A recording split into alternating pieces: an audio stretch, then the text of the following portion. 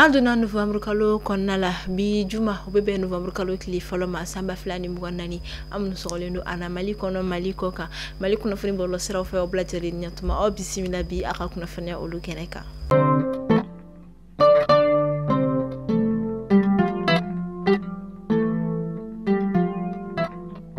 Kunafoni ya damnela anga jamana France fanganye ma général d'armée Assimi Goïta kasangani journée nationale des pupilles ni okoni anga fintikla kamunu kontola kele dagala fasok maboli kola olu koni donc tokola do mi yere koni kama ayirala ka fo fe mi kene yere koni ka anga jamana konna la tentigi munu koni sara ku donc koni to obita fo demsen naka ma bakele keme wulu flata ani kono bonyanku ola o kama anga jamana France fanganye ma femi général d'armée Assimi Goïta kunungo ale koni ni la jero koni ke kuluba pale ko na la mi yere koni ke ranyana je bay kanye shikaro ka foni demseni masina nunu koni ma mi yere koni kene kan femi karo ka fo anga jemana ministre nyama ko mi docteur Shugala ko kala mega fo da c'est un gouvernement ma ba chama koni ma o ko fe office national des pupilles en République du Mali ni o on appuie ma yere koni alo directrice madame Kone Sisi Odile Dako ale fana tumino kasangani ni don ko fole koni anga jemana fenyama a koni de mechama ta kado ikaro ka foni demsen na kan nunu koni ma oni ay don chama feneke ka sangani ndemsen naka nyera koni ka bunya okumu konna ni o kama ni don ko falo nyera koni konna la hanga jamana nyema yera koni deme chama ta ka do laptan so chama yera koni ma ani kene ya so chama koni ma ni ndemsen naka nunu koni togola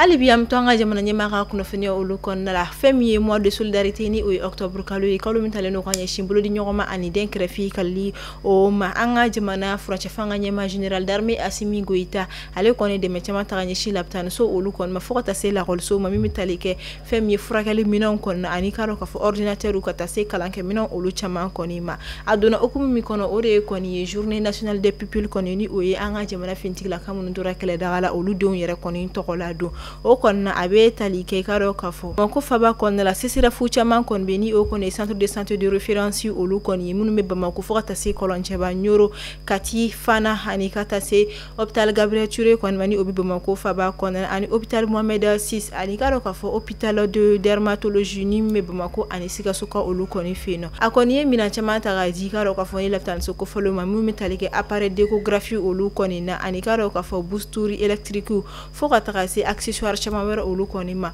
o okum kelen konna la ay ordinateur ani kalange mina chama koni ta kan di kado kafo jekulum beni abi fuma ko amical des anciens militants et sympathisants de l'Union nationale des étudiants et élèves du Mali ou AMSA UNEM ale koni ni o de mo metalike kalange mino ani ordinateur olu konna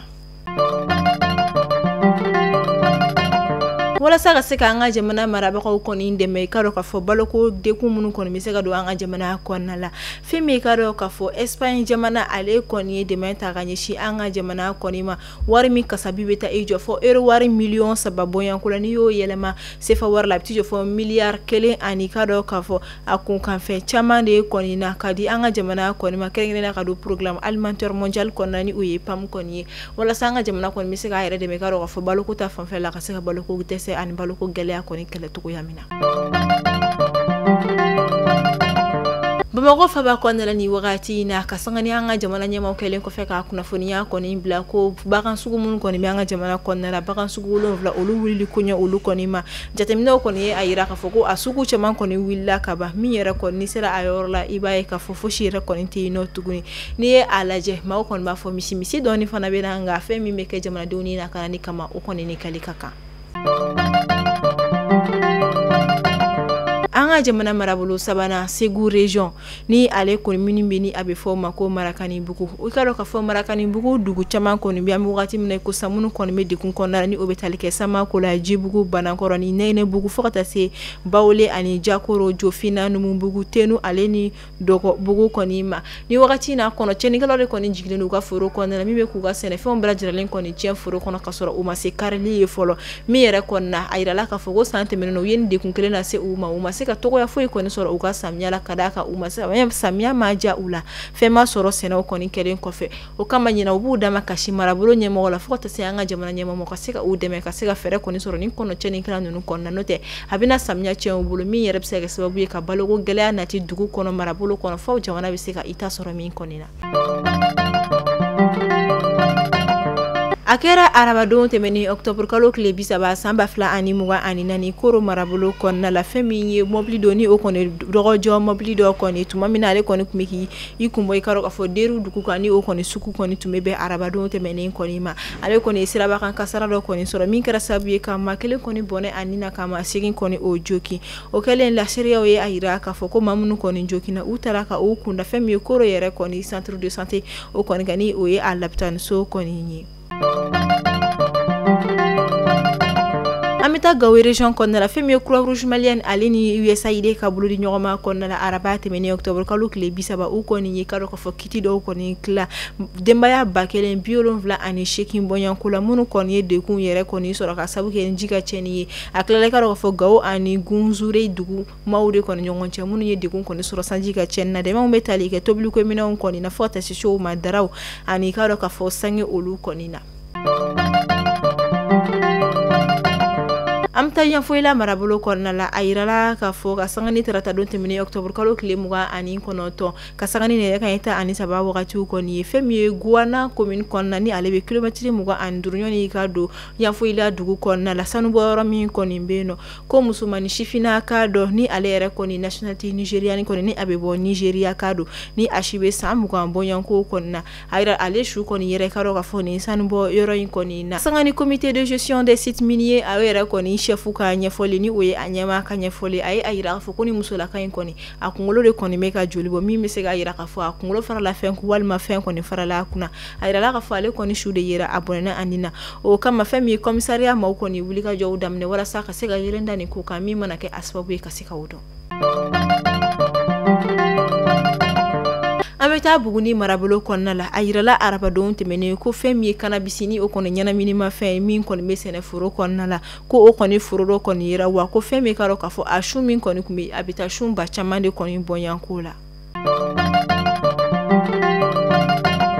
o ko fe ameta sanka olu koni fieno kasanga ni jiko ni wala katali nyinani baw koni fara ayirala ka fo ko koni kera sababu ye ka furo hectare chama koni ka olu de koni faji konna mimsa ka sababu ye ka chenun koni ndo ukuna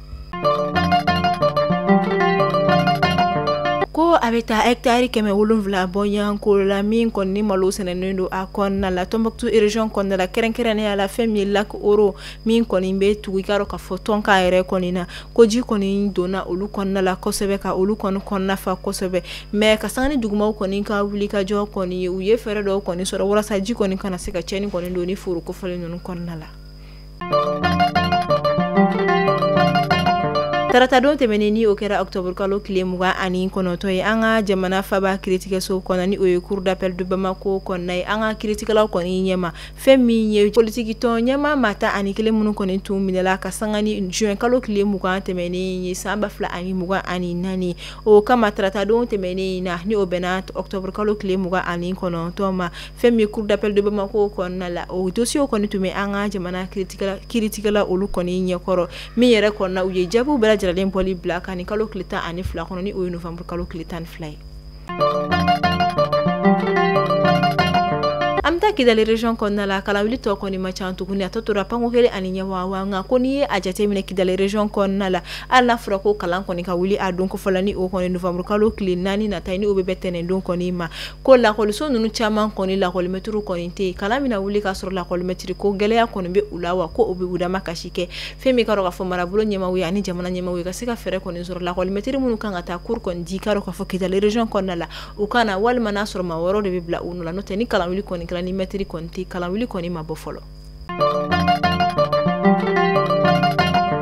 Bamako faba konna la hameta femi raida ere konna yoro mimbe ni abe fo alema ko wuro kuru kasangani kulikuru sira koni joli mi yere kuna funia dila anga jamana ministry machine sira ba kan ko o koni ma o kama femi wuro kuru fando koni willa wala sa bara koni time ko nyuma obeseka ke chugo ya mina mi yere konna mado koni meka wira nyinga ko akumeni tum kumbowa nga fo aka famya ka foni amefe anga jamana koni kanye ateta femi karo ka fo sara ka fitini do koni o yini na nyona olu koni